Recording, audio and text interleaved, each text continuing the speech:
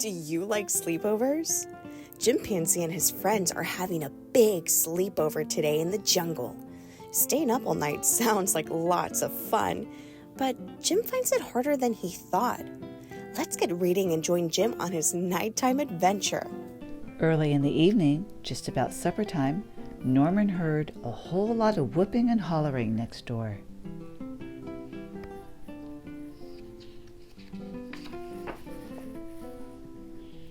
"What's the ruckus?" Norman asked his neighbor, Chimpanzee. "I'm so excited," Jim exclaimed. "I'm going to a sleepover at my parents' house."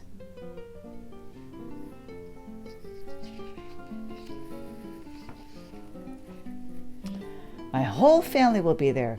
Mom, Dad, and my big sisters, Anne and Nan." "Who's that?" asked Norman.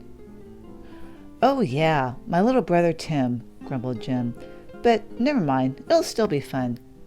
"Sleepovers are a good time," Norman agreed.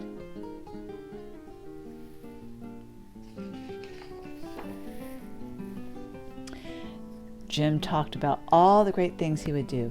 "First, we'll go termite fishing. Next, we'll tell scary stories. Then we'll have a midnight feast and wash it down with some jungle punch."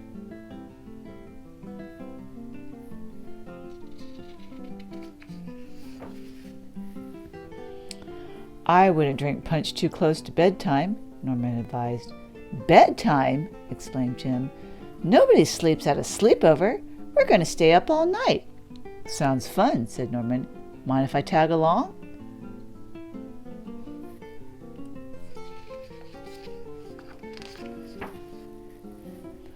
A little later, they arrived at the tree where Jim's parents lived. "It's my little grumpy monkey," Jim's mom cried as she gave him a hug. "I'm so happy to see you." "Mom," moaned Jim, "I'm not little, and I'm not a monkey. I'm an ape." Jim's mom smiled and ruffled his fur. "But you sure are grumpy," she said. "No, I'm not," Jim scowled. "I like your mom," said Norman.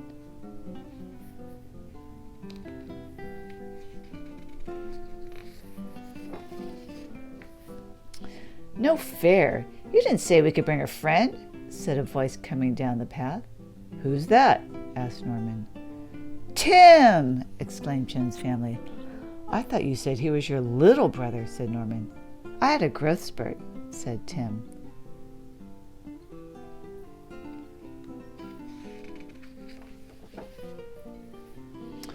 "What should we do first?" asked Jim's mom. Everyone answered at once. "Termite fishing." "Pick fleas off each other." "Bob for mangoes." "I know," said Tim. "Measure each other to see who's tallest." "Maybe our guests should choose," suggested Jim's dad, turning to Norman. "It's a tough decision," said Norman. "It all sounds fun." "Don't worry," said Anne. "There'll be plenty of time to do everything because we're going to stay up all night," cheered Jim and his siblings. "I don't know," said Jim's mom. "Staying up all night could make for some very grumpy monkeys."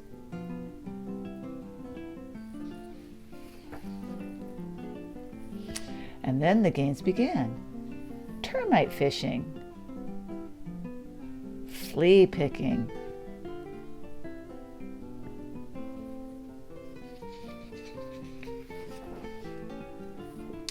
bobbing for mangoes, scary stories. "It was a dark and stormy night," said Jim. Tim trembled. "Your brother's scared," said Jim's mom. "Why not tell a happy story instead?"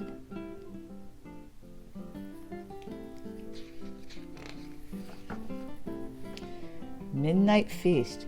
"Hey, you have to share the jungle punch." "But you didn't share the bananas."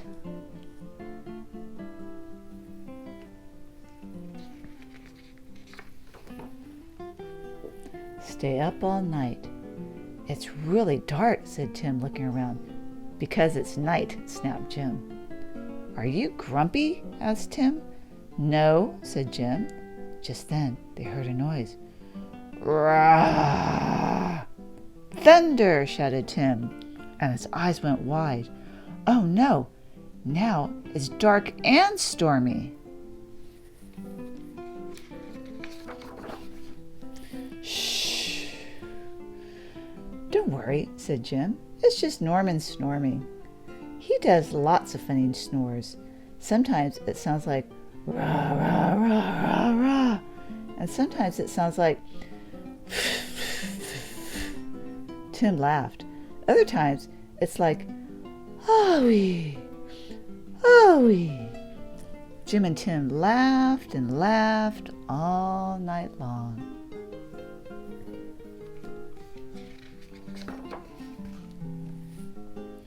As the sun came up, Tim fell asleep. Good idea, little brother, said Jim as he tucked Tim in and lay down. But just as he was about to close his eyes, "Good morning, my little monkeys," sang Jim's mom. "Mom," shouted Jim, "we're not monkeys, we're apes." "I prefer gorilla, but yeah, ape works," said Norman. "Oh, Jim, I told you staying up all night would make you grumpy," said Jim's mom, ruffling his fur. "I'm not."